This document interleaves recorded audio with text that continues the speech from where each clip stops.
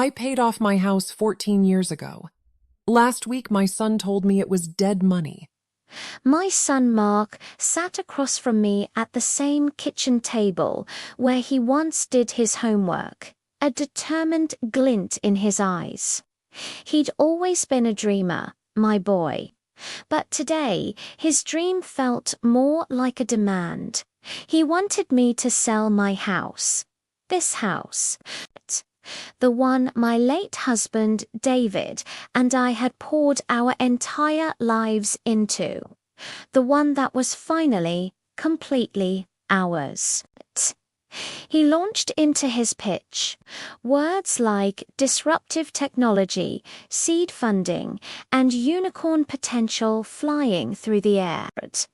He painted a picture of a future where we'd be unimaginably wealthy, where I'd have a penthouse apartment and never have to worry about money again. It sounded impressive, but a cold knot was tightening in my stomach. This house wasn't just bricks and mortar. It was my sanctuary, filled with a lifetime of memories. David's laughter still echoed in the hallways, if I listened closely enough. Mark's girlfriend, Tiffany, sat beside him, nodding enthusiastically. She chimed in about how forward-thinking it was, how my investment would secure their future. They made it sound so simple, so logical. A small sacrifice for a huge reward. But the sacrifice felt anything but small. It felt like they were asking me to tear out my own heart. Over the next few weeks, the pressure mounted. Mark called daily, his tone shifting from enthusiastic to impatient, then to downright accusatory. "Mum, don't you believe in me? Don't you want to see me succeed?" he'd ask. It was a classic guilt trip, and it worked. I started to doubt myself. Was I being selfish? Was I holding him back from his big break? Tiffany would send me links to sterile modern condos, a stark contrast to my cozy home with its blooming garden. They were already spending the money they didn't have. One afternoon, Mark showed up, a sheaf of papers in his hand. It was an agreement, drafted by his lawyer. He said it was just a formality, a way to make everything official.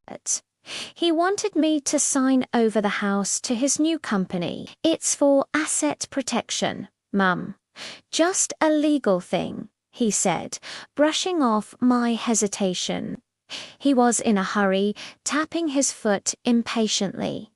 "I have a meeting with potential investors. I need to show them we have solid backing." My hand trembled as I took the papers. The legal jargon was dense and confusing.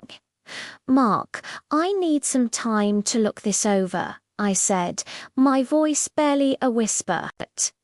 He sighed, a dramatic, frustrated sound.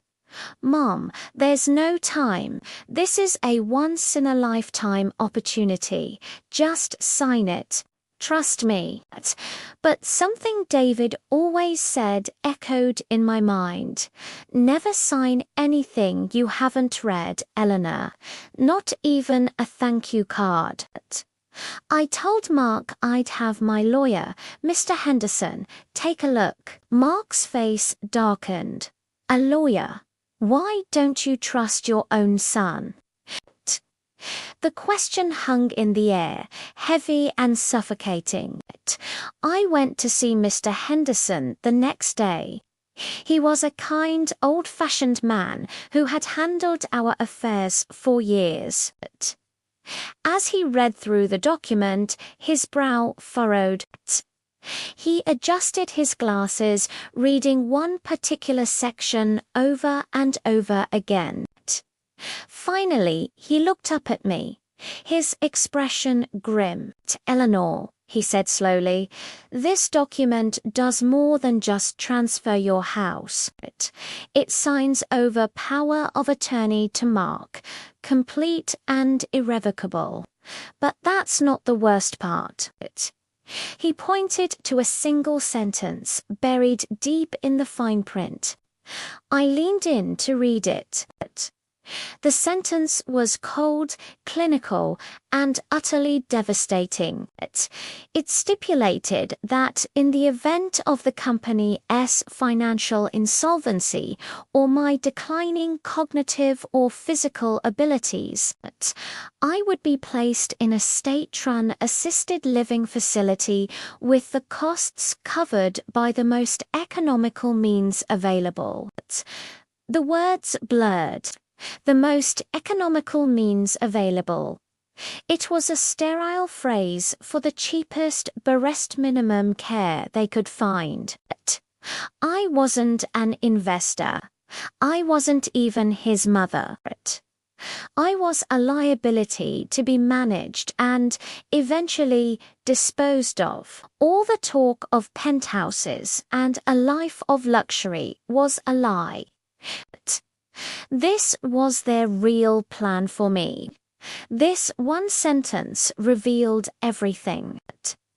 I was just a stepping stone, and once they had crossed over, I would be left behind on the muddy bank. When Mark came over that evening, I was ready. The papers were laid out on the kitchen table. Did you sign? He asked, a hopeful grin on his face. I looked at him, my son, and felt a profound sadness. I didn't yell, I didn't cry. I simply pointed to the sentence. Can you explain this, Mark? He glanced at it, and for a split second, I saw a flicker of panic in his eyes before it was replaced by a practiced nonchalance. Oh, that, he said, waving a dismissive hand. That's just standard legal boilerplate. It doesn't mean anything. It means everything, I said, my voice steady and clear. It means that the moment I become a burden, you plan to put me in the cheapest home you can find and forget about me. This house, my home, is the only thing standing between me and that reality. My answer is no, Mark. I will not be selling my house. The mask fell, his face contorted with rage. He yelled, he pleaded, he accused me of ruining his life. Tiffany, who had been waiting in the car, came in and joined the chorus, calling me selfish and short-sighted. But their words had lost their power. The spell was broken. I saw them for who they truly were. Two greedy people willing to sacrifice my security for their ambition. I asked them to leave. The silence they left behind was deafening at first, but then it became peaceful. It was the sound of my own home, my sanctuary, protecting me once more. The next morning I woke up and made a cup of tea. I sat in my favorite armchair, sunlight streaming through the window, and I felt a sense of peace I hadn't felt in weeks. I had chosen myself. I had honored the life David and I built. I haven't heard from Mark since. The silence is painful, a constant reminder of what I've lost. But I've also gained something invaluable. My self-respect. My home is more than just an asset. It's my independence, my history, and my future. And no dream, no matter how big, is worth trading that for. Sometimes the quietest answer is the most powerful one, and the paperwork, in its cold, hard truth, had answered for me. Thanks for listening to my story. If you've ever felt pressured by family, remember that your security and peace of mind matter. Don't forget to like and subscribe for more stories. See you next time.